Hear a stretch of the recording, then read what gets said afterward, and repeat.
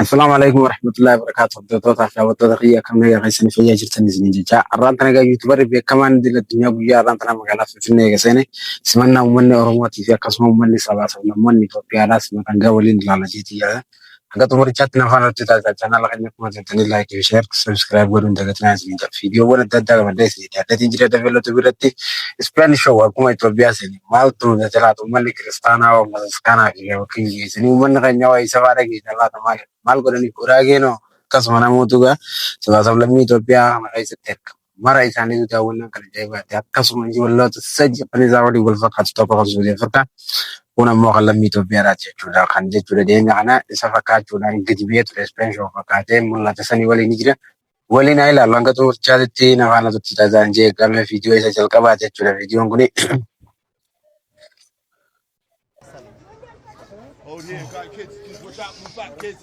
What place is?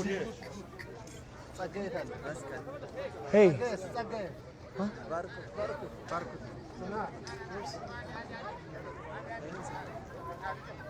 Thank you. Some? Yeah, he said kiss. Oh.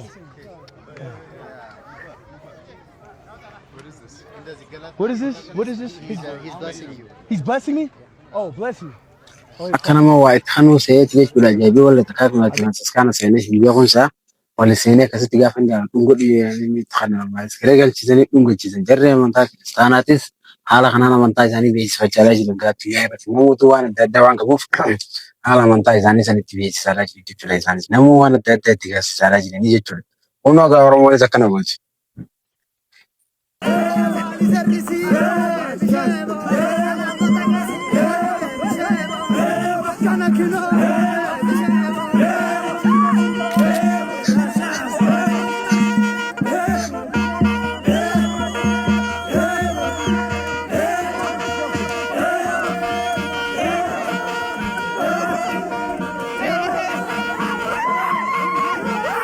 Akkana kun itti Oromoonis farda geessanii kun haala seenaa sibiila dawaatiif waan adda addaa sana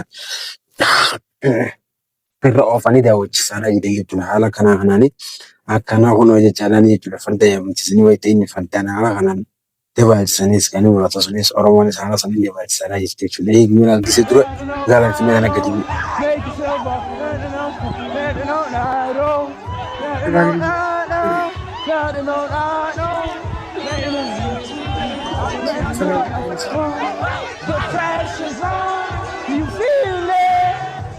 Samali jajarra mara huwati lagi antu terus ini kan mau ngajin dia satu ini udah sendiri sudah langsung ngajin ini kawan ke ini dari ini kan tapi malah kan di sini untuk di grup kerja seorang orang biasa kasih grup kerja kita mesra.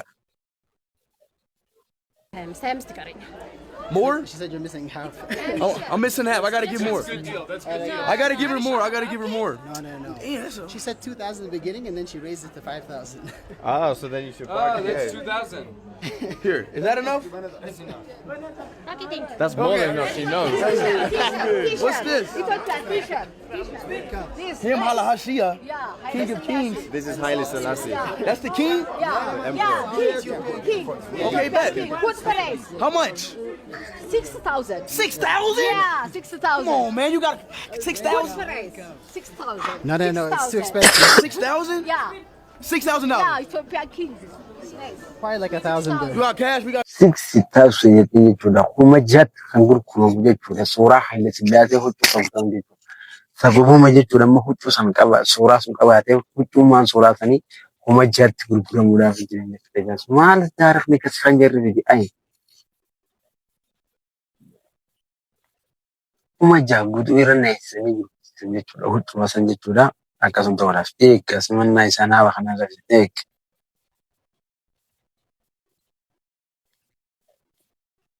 uummata Oromooti.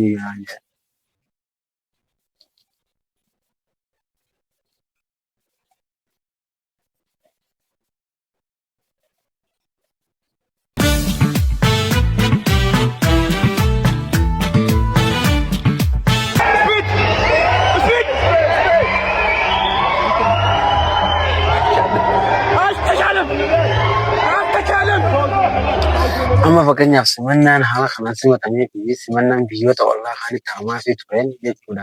Addummaa fi garaagarummaa guddaa qaba. Garuu simannaan jechuudha suuqii Afrikaadhaan yeroo naannoo inni irraa suuqii kana irratti taasifamee kun makiinaadhaan ofii makiina shirgori jiran Itoophiyaa immoo garuu har'a har'aa jechuudha waan ta'eef waan nama dhibbiitti waan rakkoo qabu miti. Garuu immoo gaafaan guyyaa siqii oolee maal ta'a haalli simannaa isaa haala akkamitti ta'aadha. Yuutuubara beekamaa kana yaanii miidiyaan idil addunyaa yeroo itti turan fayyadamaa turan. Har'a immoo waa takkaatu jira Itoophiyaa dhufuu isaatiin duratti Itoophiyaa maqaa jiru hin beeku gaafa inni namni lammii Soomaalii gaafatu Soomaalii itti himuutu ture jechuudha.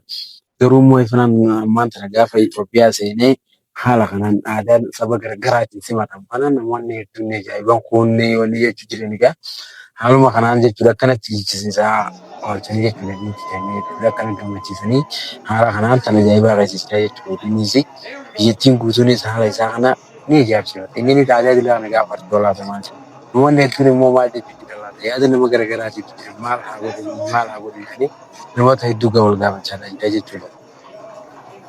Ni galtee haala adda addaa jechuudha. Namoota akka aadaa ofiitti simachaa jiru jechuudha. Viidiyoowwan garaagaraa jechuudha. Kanneen jechuudha isaanii waliin namoota adda addaatti waliin sochii inni taphaa isaatis gaggeessu haala kanaan fardaan isaan oofan jechuudha. Suuraa ajaa'ibaa kanaaf viidiyoo isaa fi namoonni garaagaraa wal qabanii akka wanni itti waliin taphatan galmeessu ilaaluun.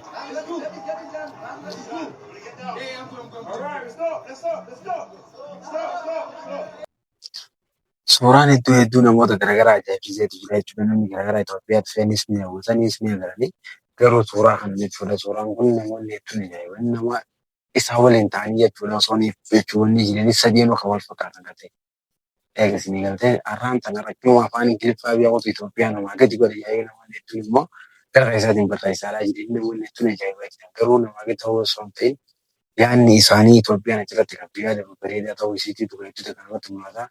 Kanaaf jechuudha gaafa viidiyoon isaatis haala kanaan namoota hedduuttis tolee suudii Afrikaatti bakka itti simatamee dhufa kan Itoophiyaa kana kan ganaa dhufuus galmaa waliin laallaa hunda xumurichaa ta'an waan itti taasisan filatoomaa illee.